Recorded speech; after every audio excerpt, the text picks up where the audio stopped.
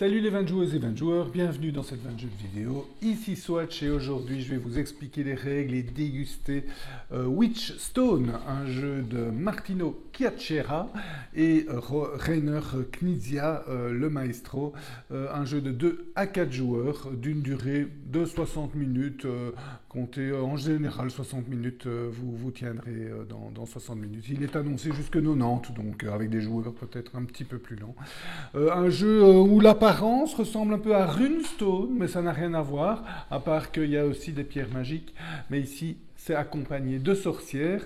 Un jeu, oui, de combinaison d'actions assez inspiré de plusieurs jeux. Enfin, pour moi, en tout cas, celui qui saute aux yeux, c'est Bonfire, un jeu du maître Felt, maître Knizia qui s'inspire du maître Felt pour faire ce jeu-ci. Et il y a d'autres petites inspirations, on va le voir ensemble. Un jeu qui nous a surpris, un jeu qui est sans ressources, donc ça nous fait vraiment plaisir parce que les productions, transformations et ventes de ressources, à un moment donné, on fait le tour de tout ça et donc on aime bien voir autre chose. Ici, c'est le cas. Voyons ensemble de quoi il en retourne. En fait, vous voyez, chaque joueur a un petit paravent et derrière son paravent, il a 5 tuiles actions. Il a un stock au départ de la partie, face cachée de 17 ou 16 tuiles d'action et il a donc derrière son paravent ces 5 tuiles d'action. Il va choisir une de ces tuiles d'action qui indique les 2 actions qu'il va pouvoir faire à ce tour-ci. Il va les réaliser et puis il va piocher une nouvelle tuile qu'il va mettre derrière son paravent. En sachant que,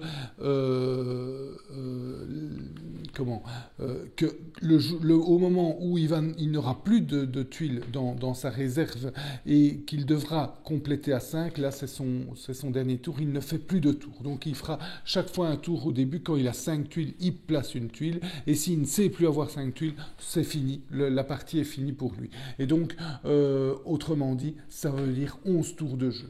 Donc les joueurs joueront 22 actions, les 2 actions qui sont là, au moins, parce qu'il y avait évidemment pas mal d'actions bonus.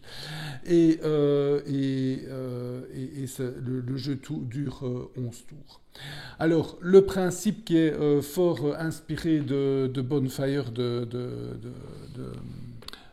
Maître Feld, c'est le principe d'adjacence et de multiplicité de l'action. Donc ici, quand je prends une tuile action, que je la place dans mon chaudron magique, et vous voyez, je la place par exemple ici, je vais réaliser l'action sorcière 1, 2, 3, 4 fois, et l'action pentacle ici 1, 2 fois. Donc je vais faire l'action autant de fois que j'ai d'adjacentes, tout comme dans le jeu de Feld. Donc ici c'est 4 fois cette action, 2 fois cette action, et donc il y a 6 actions en tout, et chaque fois que vous placez une tuile avec un symbole action adjacent à un autre symbole action du même, vous faites plusieurs fois, autant de fois qu'il y a la ligne, le groupement d'actions, donc vous allez faire l'action autant de fois que ça. Donc pour toutes les 6 actions, sauf une, il y a une action qui est celle-ci, qui consiste à prendre une carte, et le fait d'augmenter le nombre d'icônes cartes permet d'étendre son choix, d'avoir plus de choix dans les cartes à prendre, mais on n'en prend toujours qu'une. À part ça, toutes les actions sont multipliées. Alors, c'est quoi les actions? Qu'est-ce qu'on peut faire? Donc, voilà, fort inspiré de Bonfire. Bonfire, c'est vraiment la même chose. Il y a quand même quelques petites particularités. D'abord, quand vous placez une tuile dans votre chaudron, vous ne pouvez pas la mettre à moitié dehors, vous ne pouvez pas superposer une tuile existante, et vous ne pouvez pas superposer un cristal magique qui est dans votre chaudron. Donc ils vont vous embêter, ces cristaux, et il va falloir trouver les moyens pour les foutre dehors de votre chaudron, et vous allez voir ça tout de suite comment on fait. Alors les actions qu'on peut faire. La première action qu'on peut faire, c'est, je vais faire comme dans le livre de règles, tiens. La première, c'est le placement de pierres magiques. Donc, quand je fais cette action, je place une pierre magique comme ceci. Hein. Donc si évidemment je la place adjacente à une autre, ben je place 2 pierres, 3 pierres, 4 pierres magiques. Quand je place des pierres magiques, je les place dans la boule de cristal que vous voyez ici. Au début du jeu, on commence avec une grande sorcière et on doit partir de cette grande sorcière. Et on va placer les pierres magiques sur les routes à partir des sorcières, et c'est là où il y a un peu d'inspiration aventurier du rail ou ce style de jeu, puisque quand vous terminez une connexion d'une seule pierre magique, vous gagnez 1 point.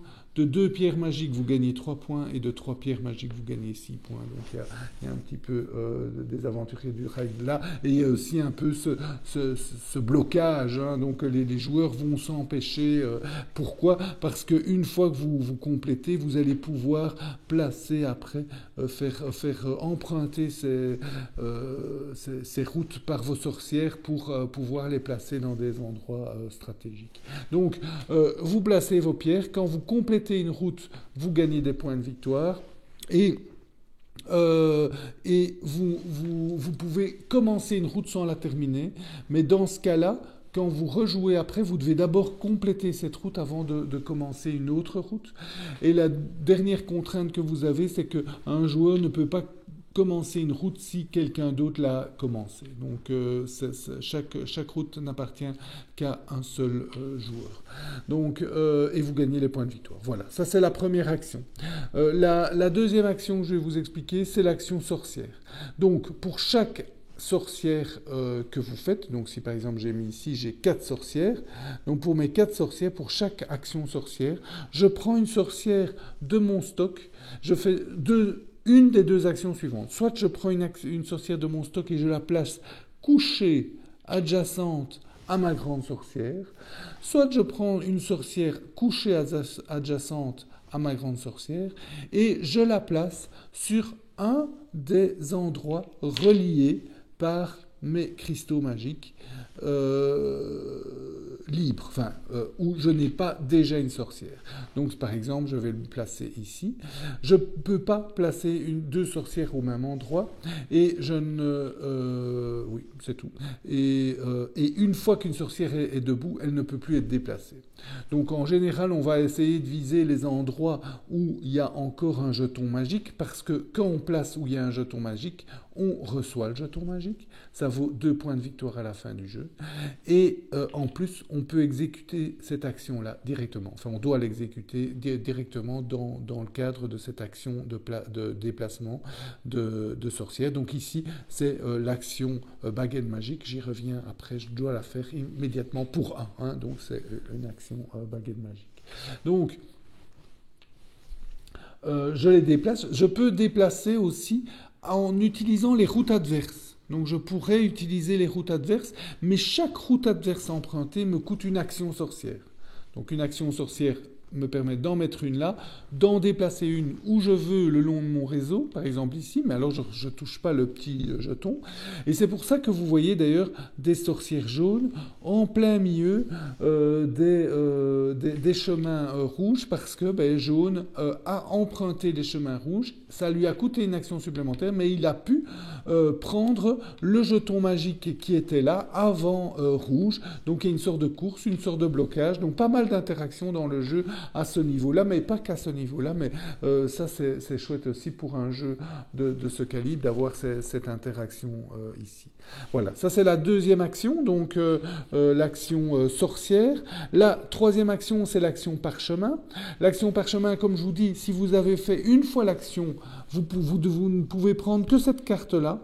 Si vous avez fait 2 fois l'action, vous pouvez choisir une des 2 cartes premières, 3 fois une des 3 premières cartes, 4 fois, etc.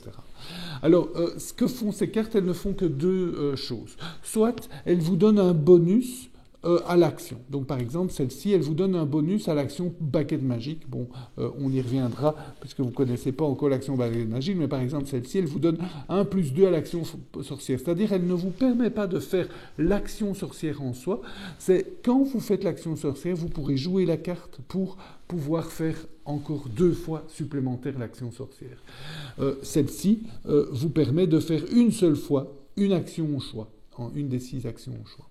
Et alors, vous avez les autres types de cartes ce sont celles-ci, qui vous rapportent des points de victoire. Et là, il y a aussi une inspiration, il y a d'autres jeux qui proposent ça, c'est assez sympa d'ailleurs, ils proposent des points de victoire graduels en fonction de comment vous réalisez cet objectif. Donc ici, si vous mettez 3 pierres, enfin oui, on va peut-être en prendre un que vous connaissez, par exemple ici. Si vous avez une sorcière couchée à côté de votre sorcière, vous gagnez 3 points de victoire. Deux sorcières couchées à côté de vos grandes sorcières, vous gagnez 5 points de victoire, et 3 ou plus, vous gagnez 7 points de victoire. Donc, vous avez cette graduation en fonction. Imaginons que vous n'en avez aucun, vous gagnez quand même, la carte vous rapporte un point de victoire à la fin du jeu. Les cartes actions, comme ça, qui vous donnent un bénéfice, si jamais vous ne l'avez pas utilisé, elles vous rapportent 2 points de victoire à la fin du jeu. Donc, c'est jamais perdu, les cartes, même si vous ne les avez pas utilisées. Voilà. Donc, évidemment, ça c'est ce qui va vous donner une stratégie. Hein. Donc, ça va vous orienter dans vos actions. Vous voyez, par exemple, ici, le joueur qui a joué a optimisé sur ses sorcières. Vous voyez, il a un objectif ici pour les sorcières couchées. Il a un objectif ici pour ses sorcières sur le plateau, le nombre de sorcières sur le plateau. Il a ici un objectif sur les actions. Vous voyez, les actions adjacentes sur son chaudron magique qui montre un symbole sorcière. Et il a ici des points de victoire en fonction des endroits où se trouvent les sorcières. Donc, à côté d'une tour, à côté d'une autre tour et dans une forêt.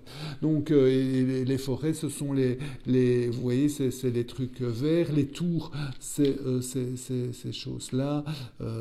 Et donc, et vous voyez les lieux oranges, les lieux rouges, la pierre magique du centre. Cette pierre magique du centre, vous voyez, le premier, il peut mettre là, il gagne 5 points de victoire. Le deuxième qui arrive gagnera 3 points de victoire. Donc, il y a aussi une certaine course à arriver au centre. Donc, vous voyez, encore une fois, de l'interaction. Donc, et ces cartes vont vraiment donner un aspect stratégique dans les deux sens. Le joueur ici, il a gagné ses premières cartes avec des sorcières. Il s'est dit, OK, je vais m'investir dans les sorcières. Et puis après, il a continué à viser, à augmenter ces nombres de symboles parchemin pour pouvoir bien choisir ses prochaines cartes et optimiser tout ça. Hein. Donc, il y a pas mal d'optimisation et de combinaisons d'actions.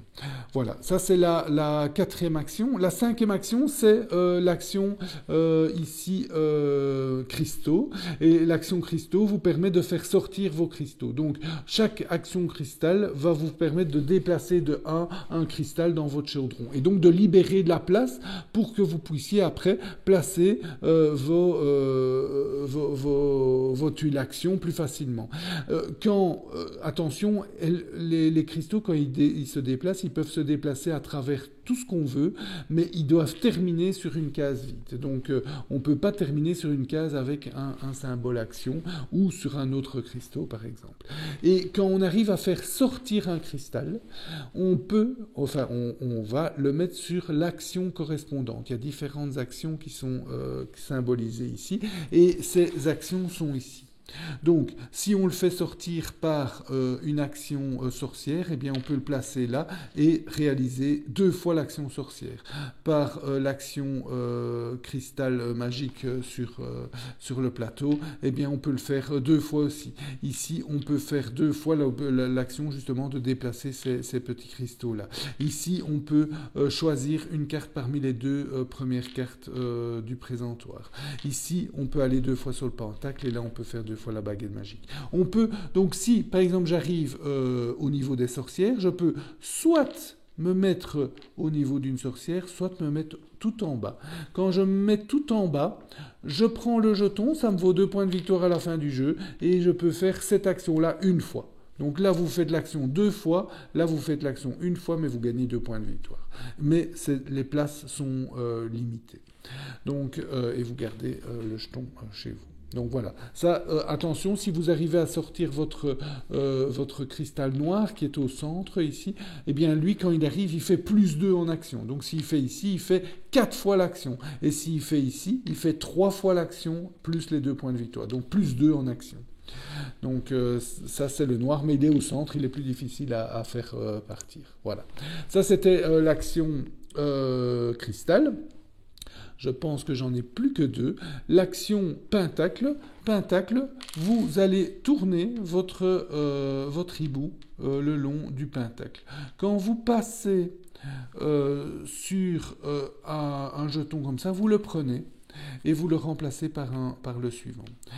Ces jetons-là vous présentent 2 actions et vous avez 2 choix avec ces jetons. Soit vous le placez sur votre présentoir et il compte comme deux symboles. Donc quand vous placez après une... je sais que le joueur ici... bon, je ne sais plus le montrer, mais vous pouvez bénéficier de ces 2 symboles quand vous placez une tuile action. Et donc une tuile action, donc ça évidemment, ben voilà, ça compte comme un cristal qui continue toute sa ligne de cristaux. Donc voilà, ça c'est la première façon de jouer ça. On prend le jeton et on le place dans son... On ne fait pas l'action, hein. Simplement la prochaine fois, on pourra bénéficier du symbole ou des symboles. Ça c'est ces jetons-là. La deuxième façon de les utiliser, c'est de les défausser directement et de faire 2 fois une des 2 actions. Donc voilà, ça c'est le choix à faire. Et quand on passe ici, eh bien on prend le jeton point de victoire. Donc c'était, j'imagine, celui-là qui était... ouais, peu importe. Ah ben voilà. Voilà, ça c'est un bon exemple. Vous voyez, ici, vous avez l'action cristal et l'action baguette magique. Si j'arrive à placer celle-ci adjacente, par exemple, comme ça, eh bien, je fais l'action cristal 3 fois et l'action baguette magique 2 fois. Donc, vous pouvez vraiment optimiser ces jetons quand vous les placez sur votre plateau.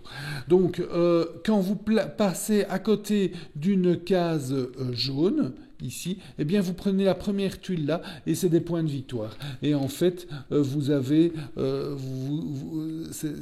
une pile avec 7. Le premier qui passera 7, puis c'est 5, puis c'est 4 et puis c'est 3. Donc vous voyez, il y a une certaine course aussi là, puisque le premier ramassera plus de points de victoire que les suivants, etc.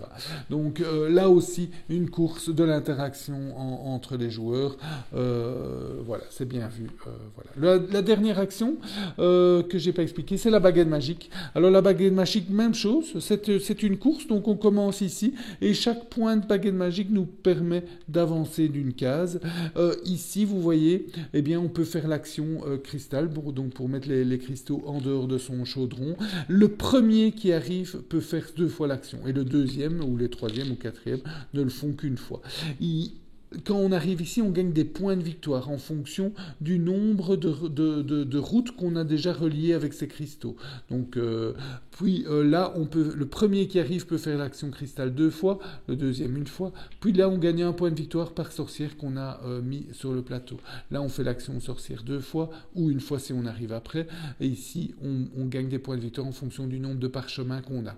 Donc là, il y a aussi une certaine il y a une course, parce que le premier qui arrive gagne à plus de fois l'action, mais si on veut optimiser les points de victoire, on a intérêt à ne pas aller trop vite pour gagner un maximum de points de victoire lorsqu'on passe ces jetons-là. Donc il y a une course, mais en même temps, celui qui attend peut gagner plus de points de victoire. Donc c'est pas mal, c'est bien vu aussi, et il y a aussi évidemment de l'interaction là. Et voilà. Et on continue comme ça. On place ces petits jetons. Quand on ne sait plus en piocher, on termine la partie et puis on compte les points extra. Alors, les points, j'ai oublié de dire que c'est d'ailleurs quelque chose qu'on oublie. C'est peut-être le seul défaut du jeu, c'est que quand on place une sorcière, on gagne 2 points de victoire. Alors, les règles disent on gagne directement 2 points de victoire. C'est très bien, mais on l'oublie facilement. Donc, moi, je vous conseille plutôt de le calculer à la fin du jeu. Pour chaque sorcière debout sur une ville, vous gagnez 2 points de victoire et puis c'est tout. Vous allez gagner aussi d'autres points de victoire en cours de partie avec des jetons qui vous rapportent des points de victoire quand vous remplissez remplissez les routes, vous gagnez 6, 3 ou 1 point de victoire.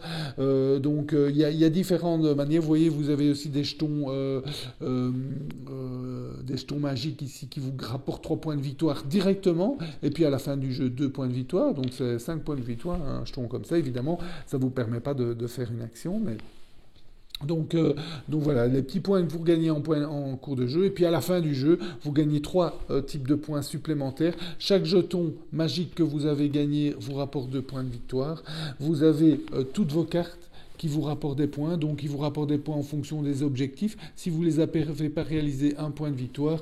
Et si vous avez une carte action que vous n'avez pas réalisée, 2 points de victoire. Et puis vous gagnez encore... mais je ne sais plus où... ah oui, voilà, oui, pardon. Les tulibous. Donc les tulibous, ce sont ces tuiles que vous gagnez sur le pentacle. Ben, vous ajoutez les points de victoire que vous avez sur les tulibous. Et voilà, et tout ça, ça donne un jeu rafraîchissant qui nous a vraiment bien plu. Donc au départ, je dois avouer que j'étais assez sceptique. Il a quand même bien copié sur Feld. C'est beaucoup de choses qui ont été vues. Oui, c'est vrai. C'est beaucoup de choses qui sont vues. Donc il n'y a pas beaucoup de nouveautés là, mais ça marche vraiment bien. Alors il y a une nouveauté pour moi, c'est pas de ressources, aucune ressource, même pas de l'argent, pas de ressources. Donc ça, c'est vraiment super. À noter aussi que j'avais oublié de dire, parce qu'on pourrait dire que les points de victoire sont une ressource, puisque vous pouvez perdre des points de victoire en enlevant des cristaux de votre chaudron. Donc si un cristal vous gêne de trop, vous l'enlevez et vous perdez 1 point de victoire. Le deuxième cristal que vous enlevez de la sorte vous fait perdre 2 points de victoire, le troisième 3 points de victoire, donc il ne faut pas trop exagérer, mais ça peut être à bon escient d'en enlever l'un ou l'autre. Donc voilà, donc on va dire pas de ressources, et c'est ça qui personnellement me sublime le plus dans le jeu. On n'est plus en train de calculer sur des ressources, on calcule sur des actions. Donc tout notre jeu, ça sera des actions, et si je fais ça, je vais avoir telle action bonus, et telle action bonus me permettra de débloquer ceci et d'avoir telle autre action bonus, et donc il y a des enchaînements, des combinaisons. À un moment donné, on peut y aller. Quand on arrive à faire une action 4-5 fois, hop, on peut déclencher pas mal de bonus un petit peu partout. Donc c'est vraiment intéressant, et donc il faut planifier, calculer. Vous savez, la baguette magique ici qui vous donne des points bonus en fonction des actions que vous avez fait. Donc vous allez peut-être faire plus certaines actions pour optimiser vos points bonus le long de la baguette magique, mais aussi vos cartes ici qui vont vous orienter, vous dire oui, non, je vais faire moins de baguettes magiques maintenant parce que je vais gagner beaucoup avec les sorcières. Donc, et puis alors vous avez vos adversaires. Donc pas mal d'interactions, de faire attention à ce que les courses sur les différentes pistes d'action, donc les blocages sur la boule de cristal. Donc voilà, le thème, on l'oublie très vite, les sorcières, à part qu'on a des petites sorcières, mais sinon on oublie tout ça très très vite. À part que c'est encore le thème de Bonfire ou de Runestone. Mais sinon, en tout cas, un très chouette jeu. On a vraiment beaucoup aimé ici chez Venture. C'est rafraîchissant, je vous dis. C'est pas non plus de la grande stratégie, donc il y a pas mal de tactiques, même si les cartes objectifs vont... Mais il n'y a pas de construction d'asymétrie, par exemple. Il y a une petite construction de moteur, puisque vous allez avoir des actions de plus en plus puissantes, mais vous n'allez pas vraiment vous construire une certaine asymétrie, excepté par les enchaînements d'actions que vous allez faire qui seront différents à chaque partie, vu les tuiles que vous allez sortir, vu les cartes qui vont sortir que vous allez acquérir. Donc, et vous ferez toujours les 6 actions. Donc vous n'allez jamais du monophasé, ok, je m'oriente uniquement sur une action. Non, les tuiles, ils sont doubles, donc vous allez toujours faire 2 actions, et donc quelquefois vous allez faire une action qui vous intéresse moins, et puis tout à coup vous allez vous rendre compte que, ah oui, mais non, là ça devient intéressant, donc là je vais peut-être refaire cette action. Donc voilà, pas mal de choses sympas dans Witchstone, un jeu que nous vous recommandons. J'espère que cette dégustation vous a goûté, je vous souhaite de bien vous amuser, santé et à bientôt.